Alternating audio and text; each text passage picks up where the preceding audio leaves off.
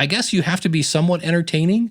I always tell people, if you can make people laugh, cry, think, or groan, those are like the four things. And if you're not doing those four things, then you're probably educating them or you're entertaining them.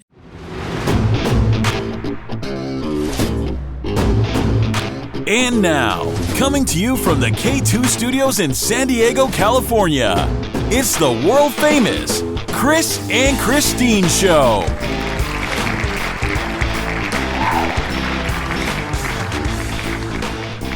Hey, what's happening, everybody? How you guys doing out there today? I am Chris. And I'm Christine, and welcome to episode 48 of the Chris and Christine Show.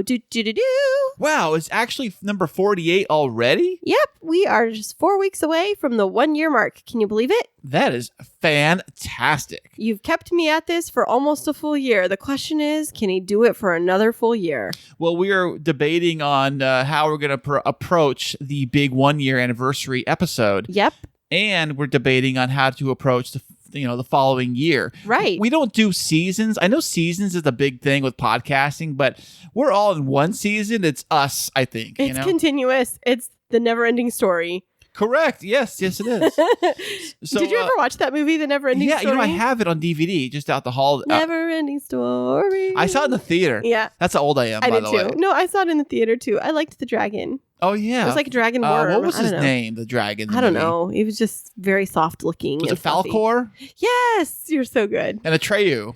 Yep. See, you have all of this good knowledge. You plug all of these little fun facts away. Do you remember the big turtle mountain he talked to that sneezed on him and blew his... Yes. And he made him fall out of the tree in the mud? Yes, I do remember that. What's the turtle's name? I don't know. I should remember. Paisley, it was. No, that's our pet turtle's name. But we're excited to have you all back with us for episode 48. Thanks for hanging with us last week when we had a double feature, episode 47, plus the bonus episode of the road trip recap. That's right. Our road trip of our recent vacation we just went on to Vegas and then to Utah and then back to Vegas and then back to here. Right. And so, Chris, have you recovered yet? You're back to work this week, right? Oh, gosh. It was like dragging my feet this week at work. I was like not feeling, especially the first day, really not feeling it. Yeah. But did you make it through? I did, because today is Saturday. So we're back to the next weekend. So here we are, podcasting for you all. You're welcome. You're all welcome. You're also welcome. And we are happy to be back with you. And I have some big news for everybody. Ooh, big news to tell. What is it? Well, it is a big celebration. And I'm very excited to report. I love celebrations. I know. I'm very excited to report that last night, while Chris was away at work and I was kiddo free, I completed and submitted for feedback my final of the first 3 chapters of my dissertation. Wow, that is fantastic. How many chapters are there total? Well, there will be 5, but the first 3 comprise what's called your proposal. And so now that it's submitted, it's going to get reviewed. I'm going to receive feedback. I'll make revisions. And then in the next couple of weeks, I'll get to schedule and hold what's called my dissertation proposal defense. Defense. You got to defend it from somebody? Yeah. So I have a committee of 3. There are 3 professors, and they all have doctoral degrees and are experts in the field. And so now that I've completed these 3 chapters, I go through my rounds. And normally it's like 3 or 4 rounds of revisions. And then once it's accepted, I clean the whole document up and I create a video presentation. It's about 10 minutes. And I send it off to my committee of 3. And then they have like a week or 2 to review it and prepare. And then I walk through the different aspects of my dissertation proposal. And they ask questions. They ask me about my methodology, my research. They push on me a little bit to make sure that I know what I'm talking about. And at the end, you pass or you don't pass. But most everybody passes your proposal defense because you prep for it. And then at that point, I'm officially considered a candidate for my doctorate, which means I'm in the final stretch. After that final stretch, then what happens? Well, so once I become a candidate, once I enter, quote, enter candidacy, then it's the research phase. And so, I've been doing all the background work. And once my proposal defense gets approved and I go through what's called IRB, it's like a review board to make sure that my research methodology isn't going to hurt people.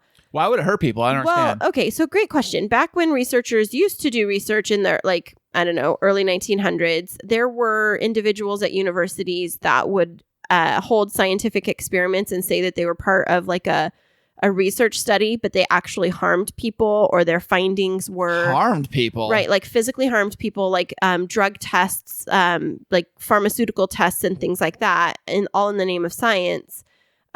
Or the purpose of the study was to prove some type of racist agenda. And so to prevent that from happening, there's this review board at every university and every research institution that every researcher has to get passed by.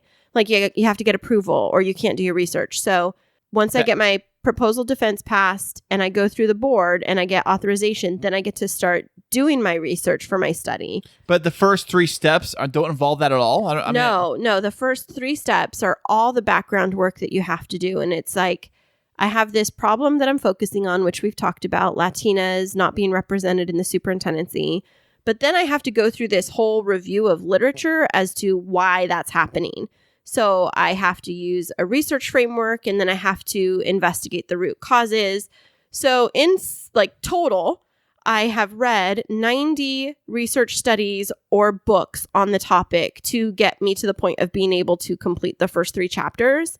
And then I developed my interview protocol, because what you have to make sure of is that the questions you're going to ask people are actually helping to answer the question you're researching. It's not like, okay. It's not like saying, well, I want to figure out how many people's favorite color is green, but then all of the questions in the interview are about when their birthday is. See, they're like not connected. Oh, I see. So you have to package that all together, figure it out.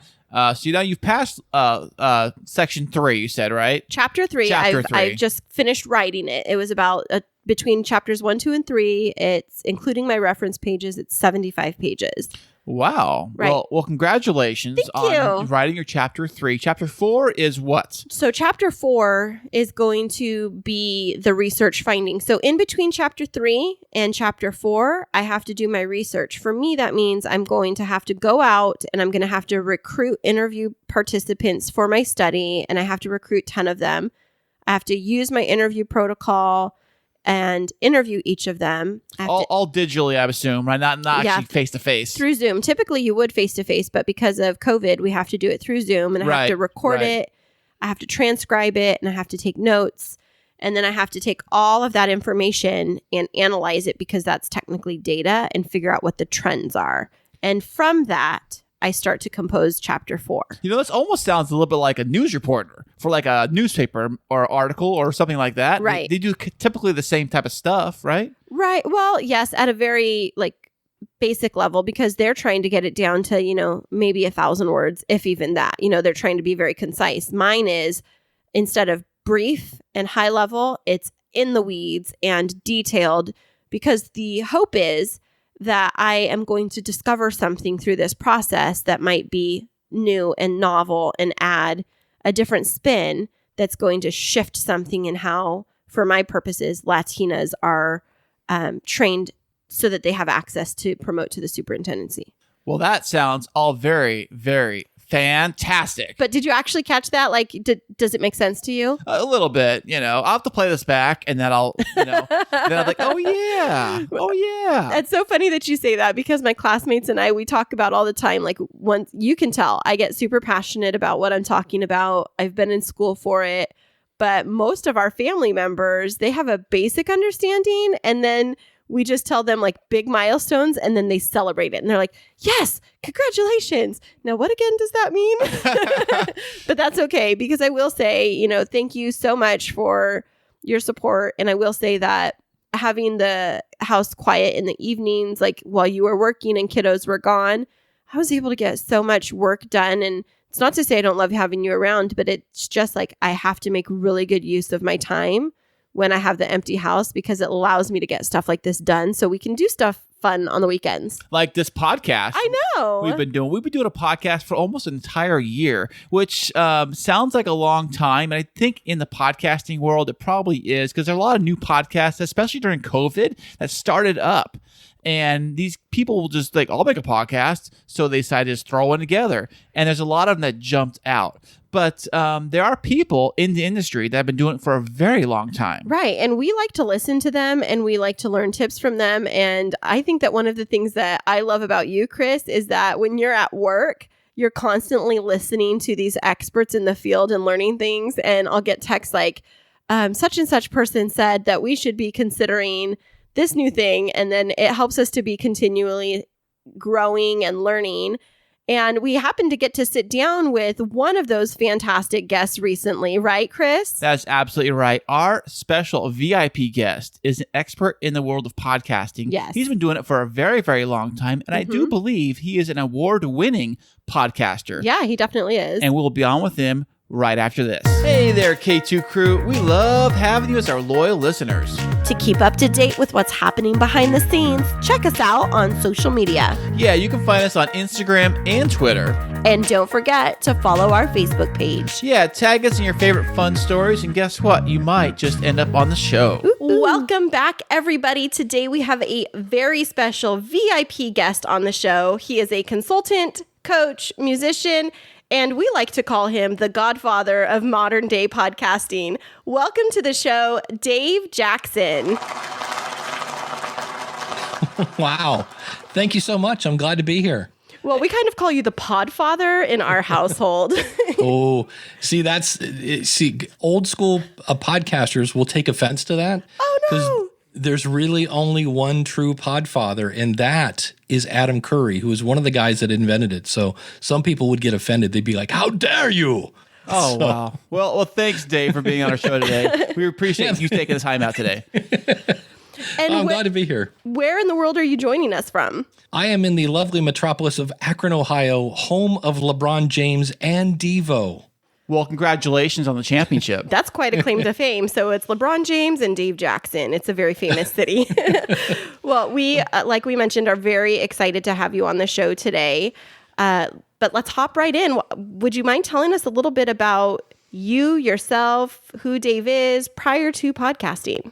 I think prior to podcasting, I was a corporate trainer. So I taught a lot of Microsoft Office and QuickBooks and customer service and time management and that kind of thing. And the fun part about teaching is about every 7 years, the sales staff would, for lack of a better phrase, suck. And they all of a sudden the sales would go down and they would go, ooh, we need to downsize the training department. I always wanted to go, why not hire, I don't know, sales guys that could sell? And so I did that for about 20 years. And the one day I was teaching a Microsoft Excel class, and this one student said, hey, have you ever used those two features together? And I did the teacher thing, and I'm like, I know both those features, but I've never used them together. Let's write it on the board, and we'll talk about it on break. And I wrote it on the board, and he asked his phone and got an answer. And I went, oh, I'm going to get replaced by a phone in about 5 years, and almost to the day. Yeah, it was like, And so I saw that coming, and as I was, at that point, I'd been podcasting about 10 years, and I was like, man, I would really love to do podcasting full time. Because I've got the School of Podcasting, and that's always been like a super serious side hustle. But it'd be cool if I could do podcasting and get health benefits. How can I pull that off? And I knew some people at Libsyn. I had done a podcast with a guy now that's the vice president. And I called him up and I said, I got bad news and good news. And he goes, oh, I'll play. And I'm like, okay, the bad news is I just lost my job. And he goes, and the good news is? And I go, I'm available to work for you. And he went, He goes, I would say I'm sorry to hear that, but I'm not. And it took about 2 weeks. They're based out of Pittsburgh, and I'm in Ohio. So we had to figure out some paperwork and things like that. That's definitely a commute. Yeah. Well, that's the cool thing is I work from home. And awesome. Yeah, I work from home, and I now get to go to all these different events where I used to have to take vacation time and things like that. And it just gives me a much wider view of kind of what's going on in podcasting. And it's still training. It's just kind of one-on-one via email. And I still have the School of Podcasting. That is always a super duper serious side hustle. But and I've been there now for 4 years. So before that, I was just a teacher. So you said teacher. Were you teaching like a regular public school? No, it was actually typically in a corporate setting. So I worked for one company called Graphic Enterprises, where I was part of their training team. Then there was another one whose name is, I blocked them out because it was not a good experience, but I worked in their training department. And then I worked for a company called New Horizons, which at the time I thought I've hit the big time because it's a big national chain of computer teachers. And that's actually, I mean, years ago, that's where I learned computers, was at a New Horizons. And I thought, man, this is where you want to be. And it was not where you wanted to be. That was the last place I was at. And so it was always some sort of corporate training place. So for our listeners that are tuning in, if you haven't figured out, Chris is a huge fan, and so am I, of Dave Jackson and his work. And I'll tell you, Dave, how I came to know a bit more about you, because Chris was consistently talking about School of Podcasting, is you happened to send us a link to an episode about being successful in marriage after divorce. And so can you tell us a little bit about your background as it relates to marriage and divorce? Yeah, marriage and divorce it sounds like it's my hobby, but I've been married twice. I've been divorced twice. And if I'm good at anything, I'm good at having friendly divorces. But That's a good one. My first marriage lasted, I was with her for 15 years. We dated for 5 years. We were married for 10. And unfortunately, we spent ourselves into bankruptcy trying to have a kid because she had some issues. She had one ovary, which I knew when I married her, and a couple other things. And it just, finally a doctor looked at us because we were putting fertility treatments on credit card. Wow. Is that expensive? Oh, it's thousands of dollars. And it was, every time we did it, I'm like, this is really a bad idea. Like, we really shouldn't do this. But, when your wife is crying and wants a baby, and so do you. Oh, yeah.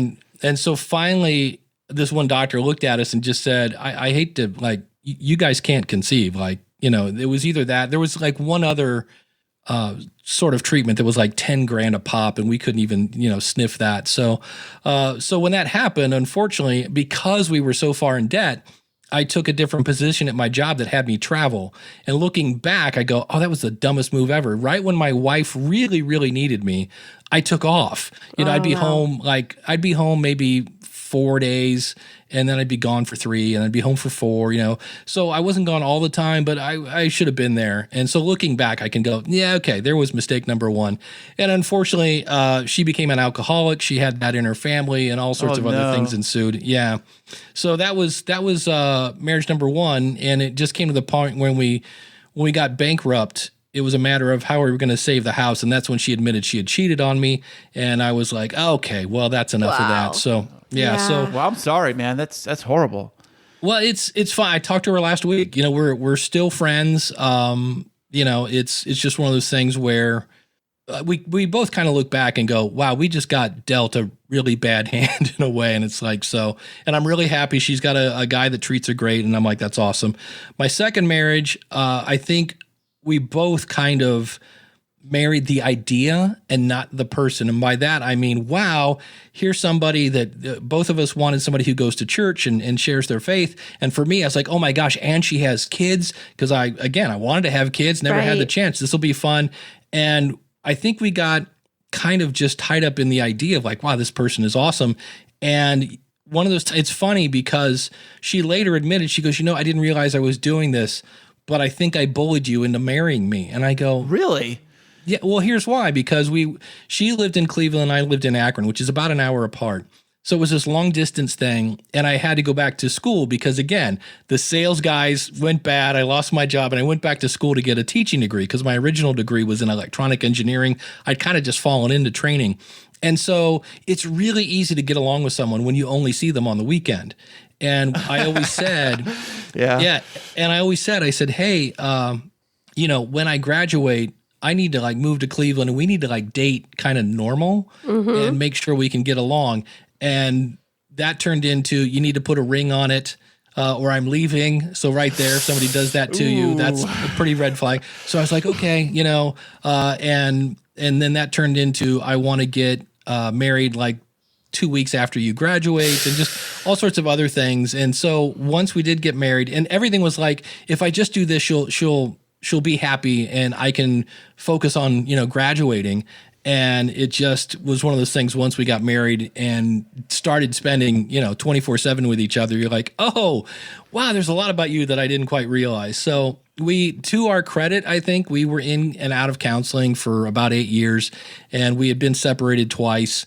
And it was just a case where the one day she said, I think we should be separated again. Ooh. And I said, I'm willing to do whatever you want to do. I said, if we want to go back to counseling, that's fine. I said, just realize it's going to take both of us, and it's going to take everything we have to really make this work. Well, according to her, that insinuated that she wasn't pulling her weight. And I was like just stating, I'm like, no, we both need to do that.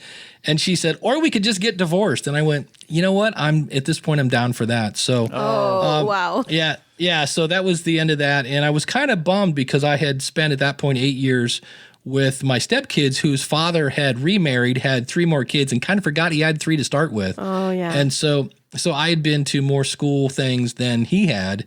And so I thought, oh, this is going to stink. We're going to get divorced, and I'm going to see unfriend on Facebook.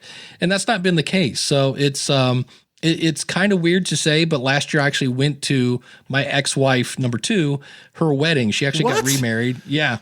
And so I got to hang out with the stepkids and hang out, and we're friends. In fact, we actually get along much better because we're not talking about money. We're not talking about how to raise the kids.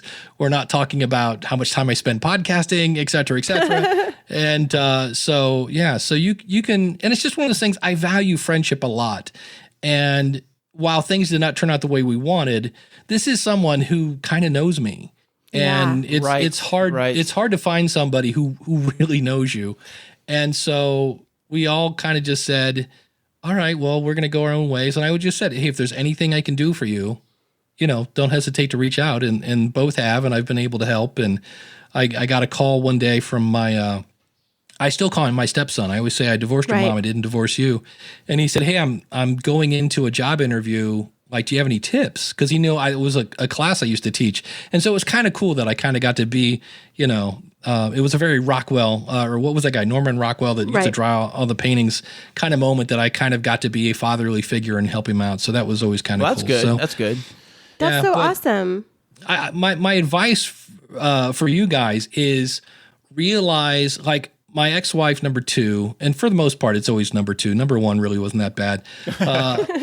Was the fact that we would start serious conversations in bed. Oh yeah. I told Christine, no more. We put a stop to that. No more. Yeah, it's like, because my problem is I go hard, and when I hit the pillow, I'm out. And so I got like one eye half closed, and I'm halfway to, Dreamtown, and she brings up a serious subject, and I'm like, this is not the time. So yeah, Christine does that too. Well, we've had to have negotiations around that, because same thing. It would like spiral. I'd get emotional because he's falling asleep, and it's like, why aren't you listening? Why isn't this a priority? And then I had to talk through it with somebody, not Chris, to figure out like, how could I be contributing to this? And it's like, oh, Christine, we call it that after 9 p.m., no serious conversations. Like, we need to have it during daylight, because after 9, we are disintegrating into the lesser versions of ourselves. Yeah. The other thing I always, we learn in therapy, and it's hard to do,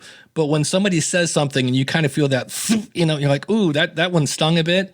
Instead of reacting back in a defensive mode or an attack mode, like, all right, I'm going to go for your jugular then. Instead say, okay, why did you say that? And they go, what do you mean? I'm like, why did you say that? Or, and if they go, what do you mean? Why did I say that? Okay, let me know. How are you feeling right now? Like, what's going through that? That's not like you to say something like that. So let's dig into that, and it's a little better. And the other thing I would always say, never stand up. If you're arguing, never stand up. Why are you pointing at me, Christine? Yeah. Okay, you're preaching to us right now. So we've told our listeners, and they kind of get a kick out of this, that our podcast is a sort of therapy for us, in that we work through things as we hear from different podcast guests, and we bring in different hot topics. And so it helps us work through some of our own messiness behind the scenes. And so I really appreciate that advice. Chris, what do you think about what Dave said to us? Well, that sounds great. I agree with that, but not bringing it to bed with you, because, What about the other part of the not standing up during a... well, I'm working on that. It's tough. The other thing, I think if I ever got back in a relationship, I would try to do, and again, all this stuff is so much easier to be said than done, right? Is if I was really, really mad at somebody, and we're down to the end of the argument, I'm like, okay, fine. Just know right now I'm really upset, but I still love you. Because there are times when somebody, like, they just need some space, And that can really trigger things in different people. Right. Like you're going away for good. And like, no, I'm not going away for good. I will get over this. We're okay. We're going to work through this. I love you. Just know right now I need some space because I'm upset. And I think that would have helped because there were times when we could never pull this off. But another one was timeout, where you feel the hair on the back of your neck is standing up. And for me, my trigger, when I start to get sarcastic, I knew that, okay, my buttons are officially being pushed now and I'm starting to make jokes and blah, blah. And I'm like, this is not helping. And so that's when I would go, hold on a second. If I could, I think we did this twice. And in both cases, the other person wouldn't take a timeout because they were like, no, I'm really close to proving that I'm right. But I would say, hey, you know what? If we keep going, this is escalating in the wrong direction. Mm-hmm. So the exercise is supposed to be, you're supposed to go to your respective corners and think about the other person's point of view. Oh, I like that. So much easier said than done. And we tried it a couple of times, and in both cases, one was me. I was like, no, wait, and I'm just trying to jam my opinion down her throat. And when the other time I was like, hey, you know what, this is going the wrong way. Let's take a time out. She's like, no, you need to see that. I was like, oh, and it sounds great. It looks good on paper. You're like, that would work. But when you're emotional and and then the other thing, it also helps if you have more square footage. Yes. If you're in a small little 1-bedroom, good luck, Yeah. Yeah, so that really did hit with me. It just resounded what you were saying. And one of the things that I think about is the role of empathy, that, taking the perspective of another person. And that's one of the things that Chris and I have been in our relationship working on, is when tempers get escalated, pausing and saying, I'm going to share where I'm at from my perspective. Can you hear where I'm coming from in my perspective? And so those are kind of like some of our code words. Not saying that we're experts, but some of the things that you're mentioning, it's like we're trying to work on and we're trying to figure out the tools. So you're just giving us great language to use in our own relationship. So thanks, Dave.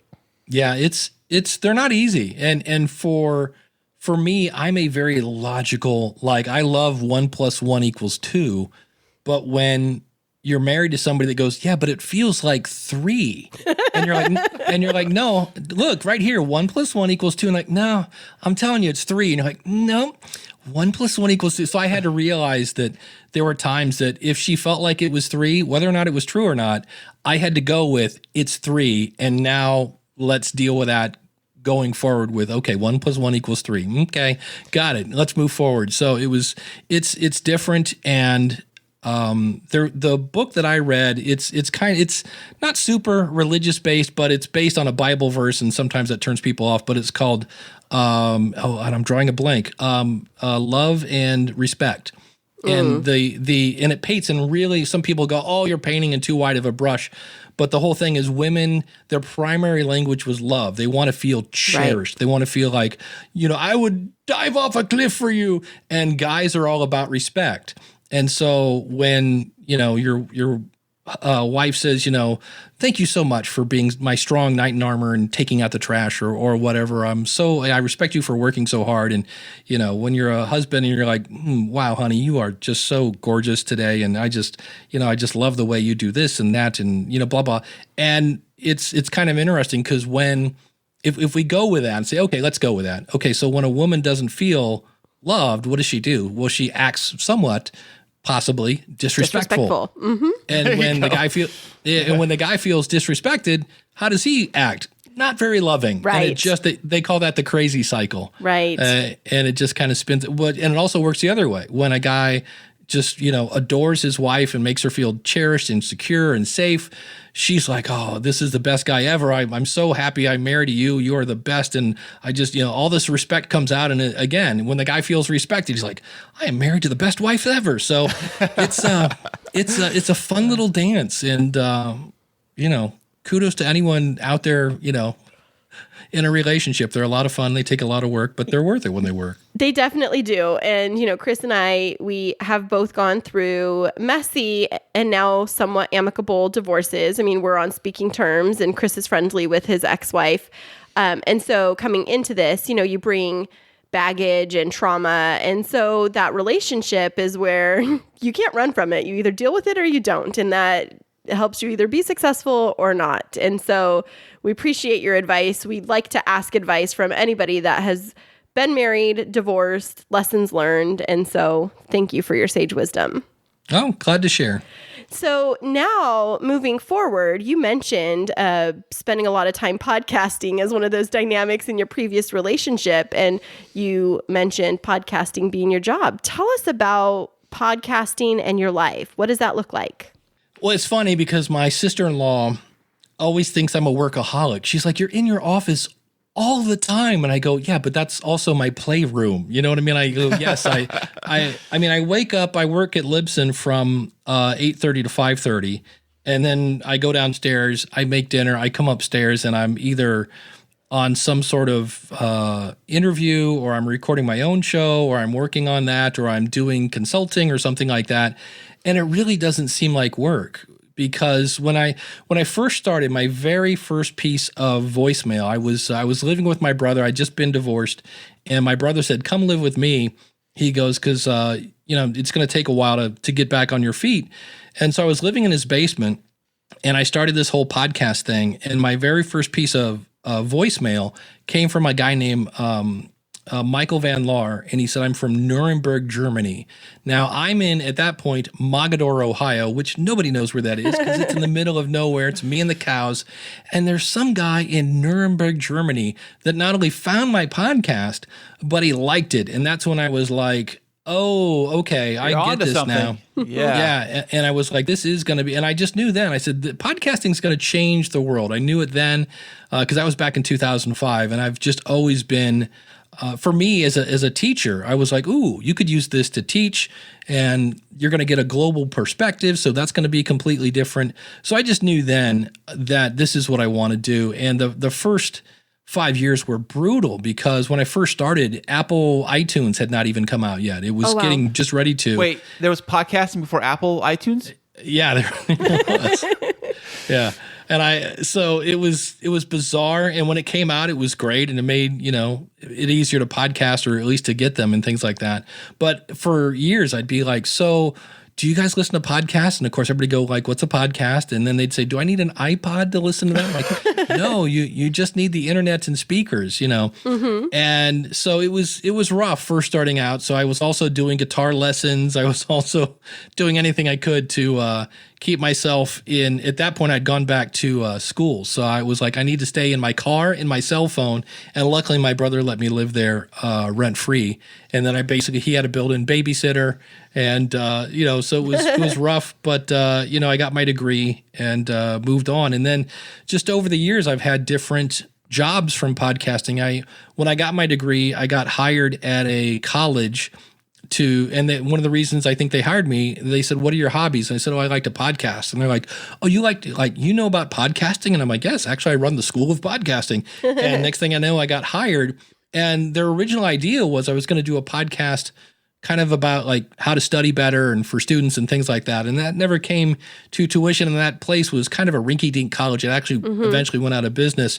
But then the next job I got, and this sounds like I'm totally bragging, and it's the way it happened. But I got a job at the New Media Expo at the time. Was one of the biggest kind of online events. It had YouTubers, it had podcasters, and it had bloggers. Oh wow! And the guy that was running their podcast track had retired, and so the head of it, I wasn't working at Libsyn then.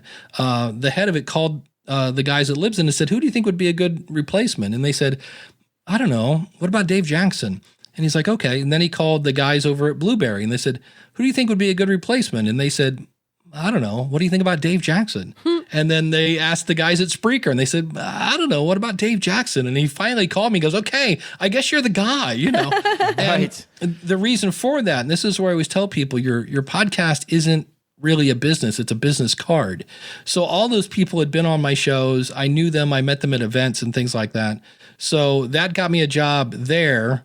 And then I went back to teaching again. And then when that went south, I mentioned that earlier, that's when I got the job at Libsyn. So, and along the way, the School of Podcasting just keeps getting bigger and bigger. And some people are like, oh, it's a bummer that you can't just do that full time. And I'm like, I don't know. I like health benefits and I like going to Right. events for free. And it's like, it's for me, I'm still podcasting. So I'm super happy.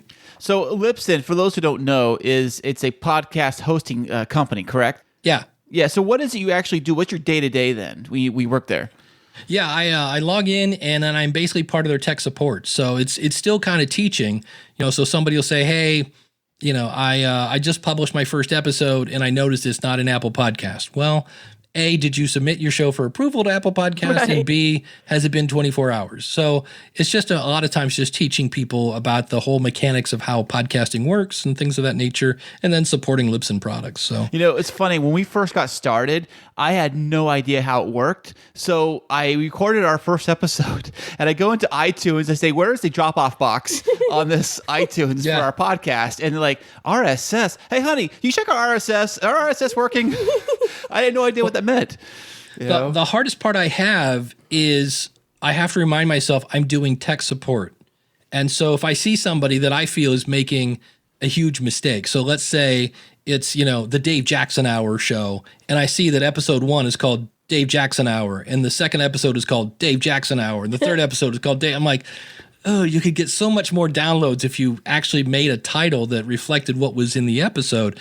But that's more consulting. That's not tech support, Right. and that's not Libsyn. So it's kind of hard at times for me to kind of just go, all right, yes, here's how you do this, kind of thing. Just Right. stick to the Libsyn stuff.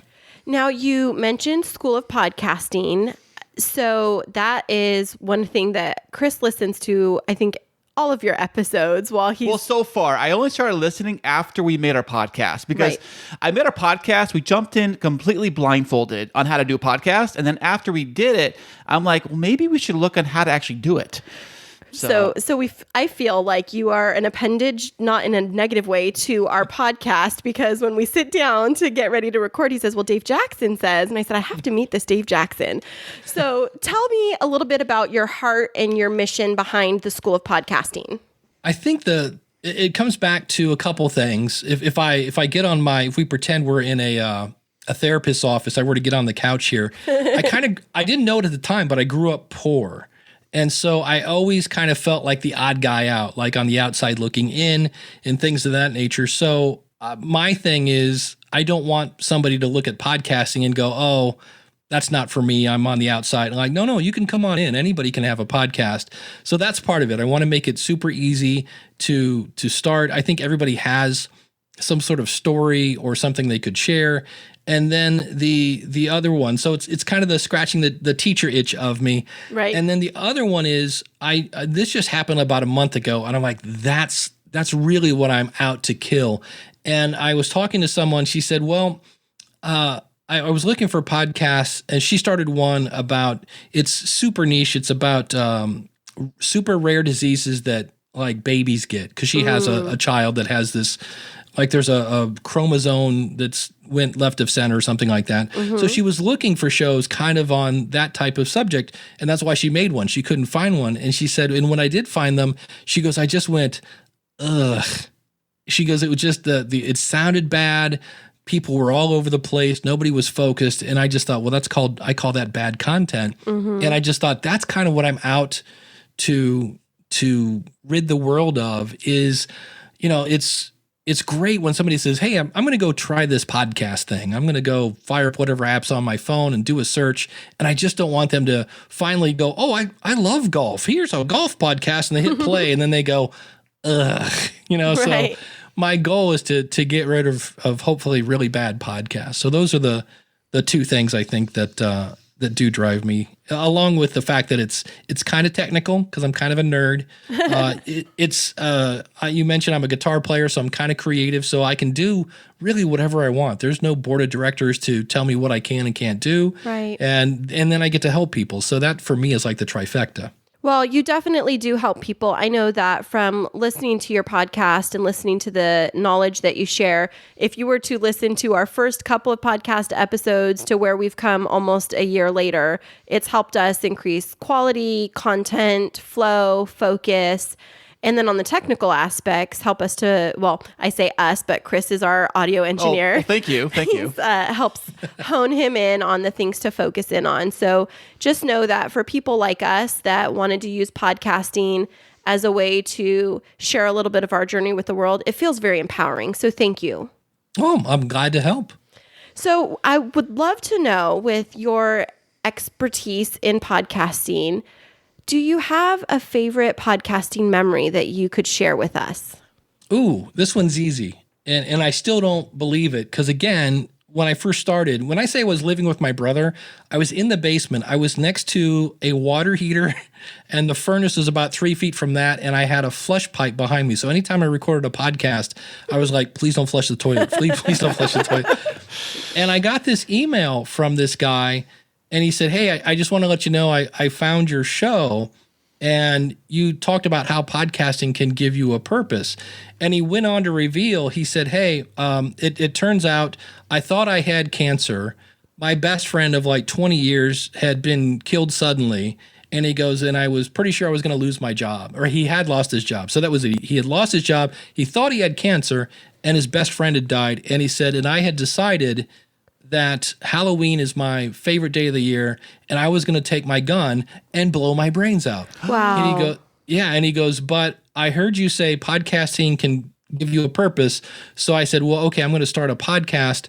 And he did. And he goes, now, obviously, you know, when you're thinking that way, he goes, I kind of got some help, talked to some people. He goes, but the podcast did give me a purpose. And now I'm growing my own community. And he goes, I just want to let you know that I feel you saved my life. Wow. And it's hard to make Dave Jackson speechless, but I cried when I read it. I was like, wait, because it's just me in the basement next to a water heater talking into a microphone, you know, and I'm like, I never expected that. And the cool thing is he had his phone number in his signature. Oh, and wow. so on Halloween, I called him.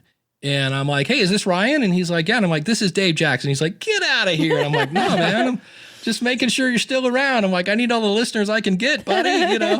Wow. And I've called him every Halloween. That's like a wow. yearly thing that we do, and we catch up with each other. So, Well, that's great. So that's one that I just, you know, we all talk about monetization and growing your network and things like that, but I never saw that one coming anywhere. And then when I've told people about it, I've heard other, like I have a friend of mine, Ken Blanchard, does a show called Speak Life because he's a pastor. So he just started like an online church, and he's had like 5 of those because he deals a lot. He's got a military background.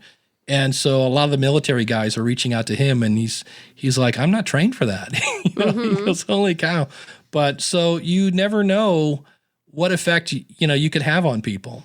I think that's so true. And I think that, you know, going back to when you mentioned being a guitarist and a musician and a creator, podcasting is a form of personal art that you're putting out into the world. And you want to know that it's seen as having value and impact. And so when somebody responds like that, it further validates that notion of, I want to know that this has purpose, impact, and that people are moved by it. So totally can relate to that. Absolutely. I do a podcast called Building a Better Dave, and I don't do it for an audience. There are times when it's just me like spewing my thoughts to the universe. It's a horrible podcast. And that at times, it's almost like an audio journal.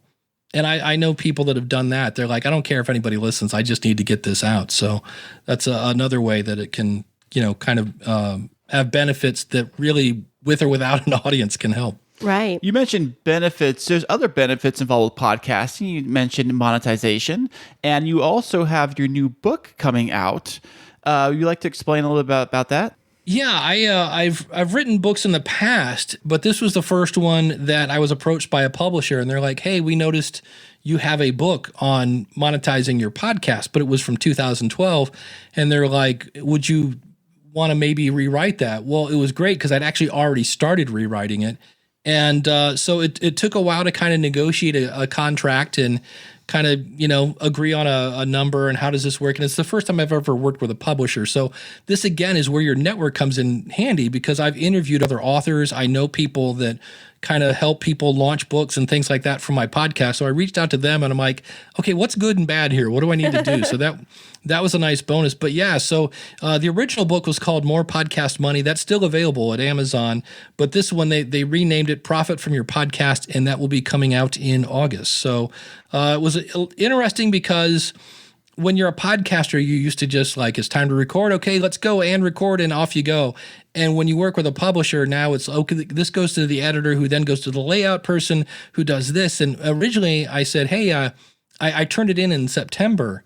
And I'm like, so is there any chance this is going to be ready by Christmas? I don't want to rush anybody, but and they're like, oh no, this won't be out till July. And I was like, wait, how is it takes 9 months to make a human, but 10 months to make a book? I was like, that's Wow. ridiculous.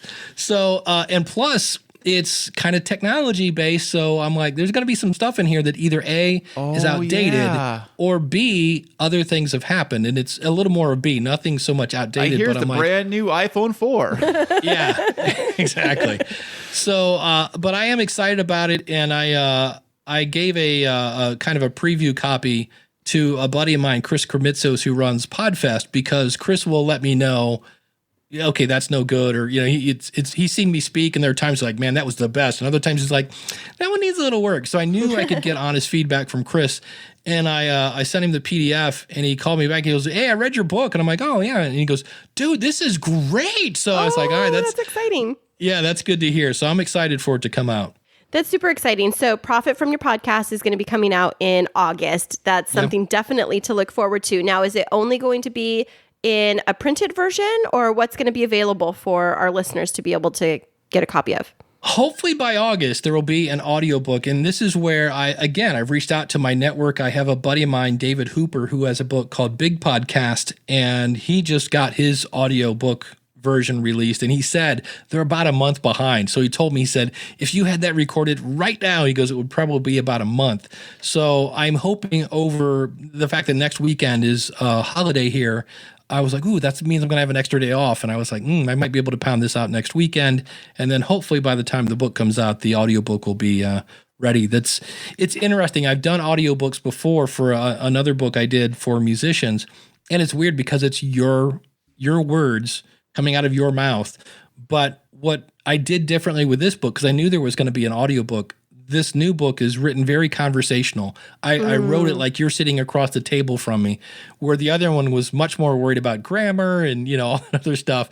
So we don't write like we talk, and we don't talk like we write, where the new book is very much, I just wrote it like I talk. So it should be hopefully easier to spit out as an audiobook.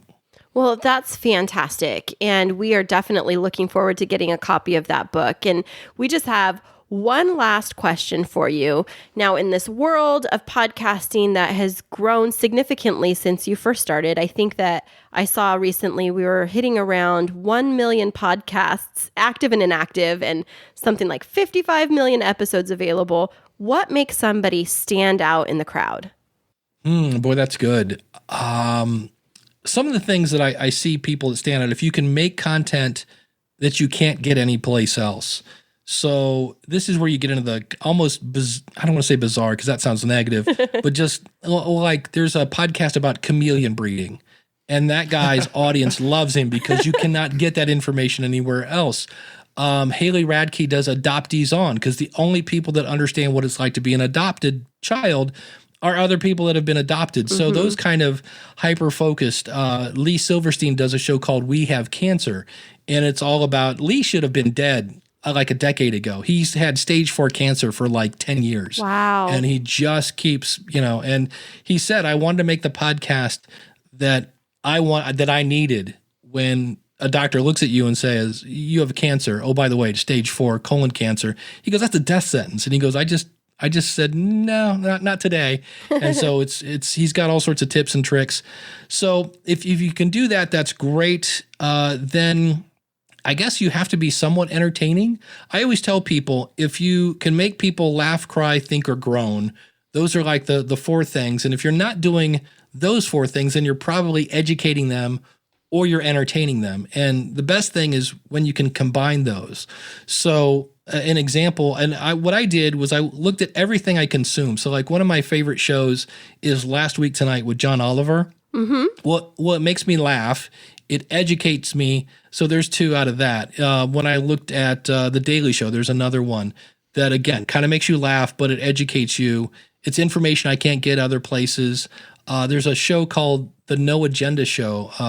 It's hosted by Adam Curry, who's one of the guys that helped create podcasting. And they dissect the media and the news. And because they have this really strong global audience, you get viewpoints that you're not getting on the stuff you see here in the States. So it's that one's educational, but they have all sorts of weird sound effects and stuff that make it kind of entertaining. So when you can combine one of those 6 things, laugh, cry, think, groan, educate, or entertain, if you can do, more than one of those, you're on the right path. And the other day, I just watched Dave Chappelle has a new special on Netflix. And I'm like, this guy's my hero because he makes me laugh, think, cry in some cases when he's talking his latest special. Right. And I was like, he actually almost does all of them at the same time. Like within a 45-minute set, Wow. I will have gone through all those different things. And I was like, I want to be Dave Chappelle when I grow up. Well, there you go. Well, that is sage advice from an expert in the field. And I don't think that I mentioned this at the beginning, but Chris has been looking forward to this all week long. You are a hero in our world as it relates to podcasting, a celebrity in our mind. And we appreciate you taking time out of what is an arguably very busy schedule to be here with us. Where can our listeners find out more about you and your podcasts? Yeah, just go over to schoolofpodcasting.com. I've got all my content information there. All the episodes are there. Anything you need, you can just go over to schoolofpodcasting.com. Well, thank you, Dave. Thanks so much for coming on our show today. Thanks for being with Thanks us. for having me. This was great. Thank you so much. With so many podcasts out in the world, you have a plethora of options. Take a chance with Too Many Captains, a movie podcast. Mixing comedy with an academic look at film and Hollywood culture, this podcast is perfect for those looking for a fresh perspective. From deep dives into classic films to debates on digital streaming versus physical media and film discussions based on randomly chosen topics in our What Are We Talking About segments, there's something to satisfy all your movie podcast cravings. So if you're feeling lucky or feel the need for speed, grab your shaken martini or some fava beans and a nice Chianti and subscribe to us on Spotify, Apple Podcast, or Google Play. For more content, visit amoviepodcast.com. Find us on Instagram at Too Many Captains Productions and on Twitter at It's a Film Podcast. Too Many Captains, the jolliest bunch of podcasters this side of the nut house. Well, that was super informative, Chris. Oh, I love Dave Jackson. He's great. I know, and I called him the Podfather. And then I didn't realize, oops, that's kind of like a offensive term for somebody that like wasn't that person. Yeah, that's true. But as far as we're concerned, because we're so new to this whole podcasting thing, that Dave's really he's been doing it for so long, right? And he's been on a dozen podcasts, and he still is, and he writes books. So we're kind of like these rookies just coming in. We've been here like a year, not even a year yet, right? Who are we? Yeah. What I appreciate so much about the podcasting community is how people support one another. Like, there's not competition because we know that people can listen to multiple shows and true. Yep. People have different personalities and you're either a fit for someone or you're not. But you have people like Dave Jackson in the field who reach down and mentor and coach and support. And, we'll get a message every once in a while, because he knows that we're engaged after divorce, and he'll send us oh, hey, I thought this is a great episode that'll help talk to you about second marriages. And I just so appreciate the authenticity of the community. Yeah, that is so great. It's all been for us, when we got on Twitter seems really big that I've noticed for podcasting. There's a lot of independent podcasts that are on Twitter, and they all have its big community. Everybody does this shout outs. Everybody shouts out all the different other shows in a text thread, and everybody can repost that and says thank you. And it really kind of gets the word out, gets the followers out, gets the listens out, because really what we want is downloads and people to hear what we have to share. Right. And I think that one of the things about being in podcasting is that you go into it for a specific purpose. There's very few people that say, well, I'm just going to start a podcast and just talk about whatever.